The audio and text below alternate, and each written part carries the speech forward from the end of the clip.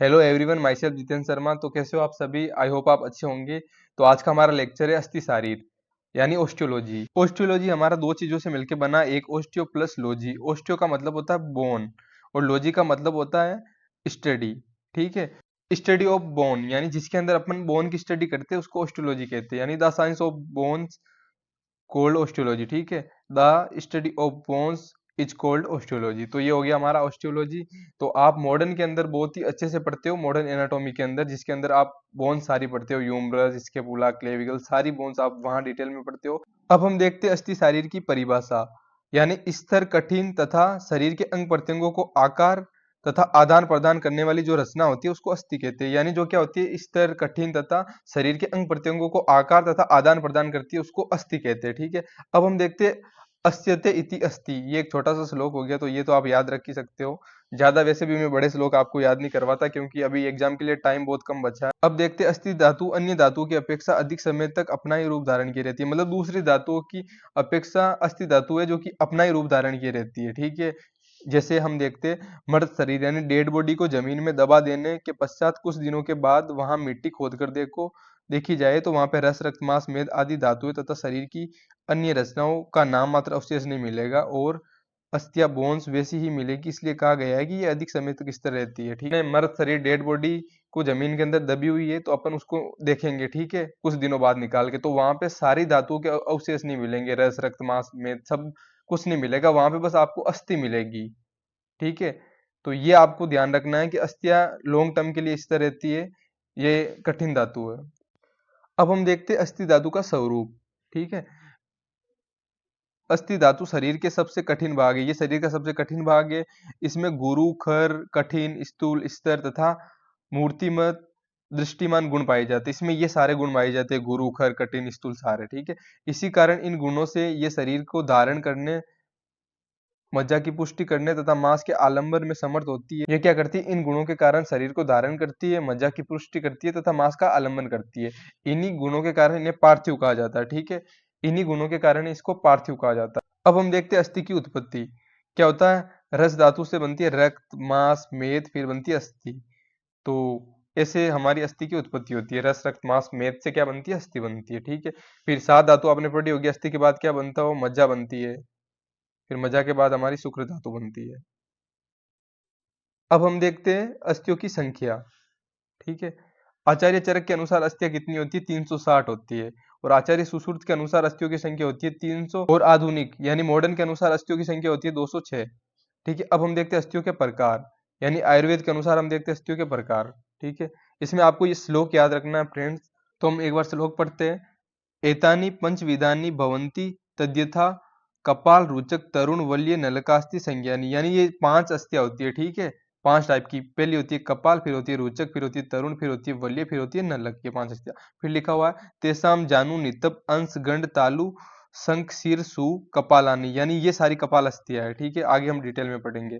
फिर है दस नास्तु रुचकानी, यानी जो दांत है हमारी वो रुचक अस्थि है। फिर हो गया ग्राण, कर्ण, गीरवा, अक्षिका सेसु तरुणानी। ठीक है, यानी जो तरुण अस्थि है वो हमारे सॉफ्ट बोन्स हो गई, ये सारी हो गई। ठीक है, जो कि नाक की हो गई, कान की हो गई। ठीक है, फिर हो गया पार्श्व पृष्ठ ऊर्सु वल, यानी जो हमारी वली अस्थियां होगी, जो ये हो गई, अपन आगे डिटेल में पढ़ेंगे, जो कि पृष्ठ की हो गई, ऊर की हो गई। ठीक है, फिर हो गई शेषानी, नलक, संज्ञानी, और जो हमारी नलक अस्थि हो गई यानी जो लॉन्ग बोन हो गई, वो सारी ह्यूमरस, फीमर, सारी बोन। ठीक है, अब हम एक बार वापस से देख लेते हैं शरीर की अस्थियों को हिंदी के अंदर अच्छे से।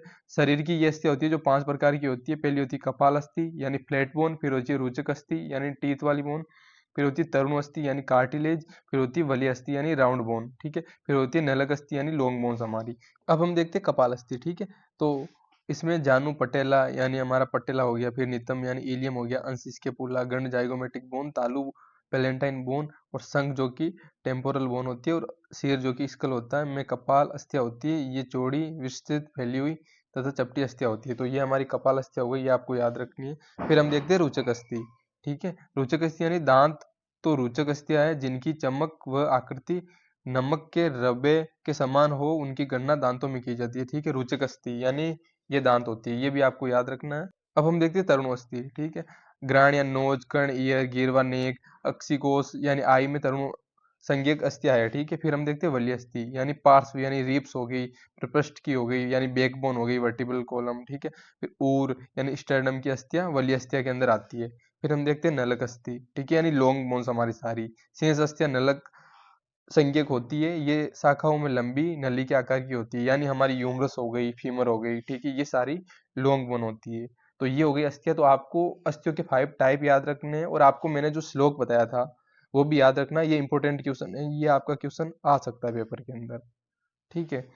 फिर हम नेक्स्ट बात करते हैं अस्थियों के कार्य। शरीर को आकार और आकृति देना, फिर बाह्य आघात से रक्षा करना, फिर अस्थियां शरीर में कैल्शियम एवं फास्फोरस के संचयकार का कार्य करती है। अस्थियों की कठिनता कैल्शियम के कारण होती है, मतलब अस्थियां जो कठिन होती है वो कैल्शियम के कारण होती है, ठीक है। फिर अस्थियां शरीर की मांसपेशियां यानी मसल्स को आधार देती है, यानी मसल्स को आधार देने का कार्य भी बोन करती है, ठीक है। शरीर का भार संभालना, जैसे कि खड़े रहना, दौड़ना, ये सारा मतलब जो भार संभालने का कार्य करती है वो भी अस्थियां करती है। अस्थियां आपस में मिलकर संधियां यानी जॉइंट्स बनाती है, यानी एक बोन दूसरी बोन से मिलती है तो जॉइंट बनाती है, ठीक है। शरीर को तथा अंग प्रत्यंगों को कठिनता प्रदान करना, यानी शरीर के अंग प्रत्यंग उनको कठिनता प्रदान करती है। और अस्थियां मुख, माउथ एवं तालु का निर्माण कर आहार ग्रहण करने एवं शब्दों के उच्चारण में सहायता करती है, ठीक है। अस्थियां मध्य कर्ण, ठीक है, मिडल ईयर में कर्णास्थियों यानी मेलियस इनकस स्टेपीज के द्वारा शब्द के संवहन में सहायता करती है, ठीक है। फिर अस्थियां मनुष्य के रूप निर्माण करने में सहायक है, ठीक है, यानी मनुष्य का जो रूप निर्माण है उसमें भी अस्थियां सहायक है। अब हम नेक्स्ट टॉपिक देखते हैं अस्थि भवन ओसिफिकेशन या अस्थि संघात। मनुष्य के स्केलेटन की अस्थियां पूर्व निर्मित हाइलिन कार्टिलेज या कंडेंस्ड मेसेनकाइम मेम्ब्रेन से विकसित होती है, ठीक है, ये हाइलिन कार्टिलेज से विकसित होती है। अतः अस्थियां प्रथम एक कोमल तंतु यानी सॉफ्ट टिश्यू के रूप में प्रकट होती है। पहले क्या होती है, अस्थियां सॉफ्ट टिश्यू के रूप में प्रकट होती है, ठीक है।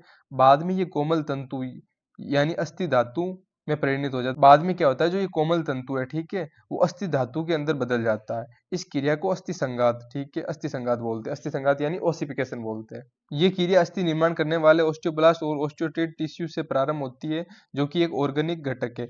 तो आप इसको है ना मॉडर्न के अंदर एनाटॉमी के अंदर आप अच्छे से डिटेल के अंदर पढ़ोगे। और अब है इन टिश्यू की एक्टिविटी से रक्त संचार करने वाले मिनरल साल्ट्स मुख्य कैल्शियम फोस्फेट कोषों में डिपॉजिट होना शुरू हो जाते हैं, यानी जो कैल्शियम फोस्फेट है वो कोषों के अंदर डिपॉजिट होना शुरू हो जाते हैं। पुनः ये मिनरल होते हैं ना, जो क्या होते हैं, बायोकेमिकल प्रोसेस से इकट्ठे होते हैं, ठीक है, जिसमें मुख्य भाग एल्केलाइन फोस्फेट नामक एंजाइम है जो ओस्टियोब्लास्ट से उत्पन्न होता है, यानी जो एल्केलाइन फोस्फेट नामक एंजाइम है जो कि ओस्टियोब्लास्ट से उत्पन्न होता है। हम अब पहला पॉइंट देखते हैं अस्थि संघात का प्राथमिक केंद्र यानी प्राइमरी ओसिफिकेशन सेंटर। वे केंद्र जो अस्थि निर्माण क्रिया को पहले शुरू करते हैं और पेरीफेरी की ओर फैलते हैं ओसिफिकेशन के प्राइमरी सेंटर कहलाते हैं। तो आपको ये ध्यान रखना ओसिफिकेशन के प्राइमरी सेंटर कौन से होते हैं, जो वे केंद्र जो अस्थि निर्माण क्रिया को पहले शुरू करते हैं और पेरीफेरी की ओर फैलते हैं उनको ओसिफिकेशन के प्राइमरी सेंटर कहते हैं, ठीक है। इन केंद्रों की उत्पत्ति जन्म के पूर्व ही हो जाती है। इनकी स्थिति अस्थि के मध्य में होती है, इनकी जो स्थिति होती है वो अस्थि के मध्य में होती है, और इनकी जो उत्पत्ति होती है वो जन्म से पूर्व हो जाती है। अब हम बात करते हैं सेकंड पॉइंट की, जो कि अस्थि संघात के द्वितीय केंद्र यानी सेकेंडरी ओसिफिकेशन सेंटर। वे केंद्र जो अस्थियों के निर्माणार्थ बाद में उत्पन्न होते हैं सेकेंडरी सेंटर कहलाते हैं, यानी जो अस्थियों के निर्माण के बाद में उत्पन्न होते हैं उनको सेकेंडरी सेंटर बोलते हैं। ये जन्म होने के तुरंत पूर्व या जन्म के पश्चात, यानी जन्म के तुरंत पूर्व या जन्म के पश्चात उत्पन्न होते हैं। ये बोन की पेरीफेरी पर होते हैं, ठीक है, ये बोन की पेरीफेरी पे होते हैं।